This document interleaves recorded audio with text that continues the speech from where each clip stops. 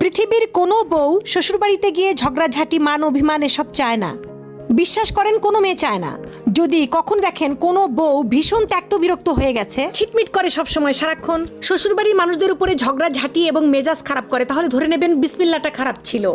বিসমিল্লাহ মানে বিয়ের পর পর একটা মেয়ে যখন আরেকটা ঘর থেকে আপনার ঘরে আসছে, তখন তার খুব যত্ন দরকার ছিল কিংবা সহযোগিতার দরকার ছিল, একটু সময় দেওয়ার দরকার ছিল।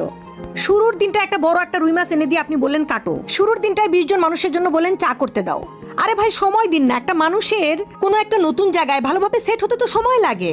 নতুন বউদের মেজাজ শুরুতেই খারাপ করে দেয়, শুরুতেই বুঝিয়ে দেয় এই বাড়িতে তুমি কাজের মেয়ের সমান, এই বাড়িতে তোমার বাপের বাড়ির মতো আদর পাবা না, এই বাড়িতে তুমি পরের বাড়ির মেয়ে হিসেবে ট্রিট হবা।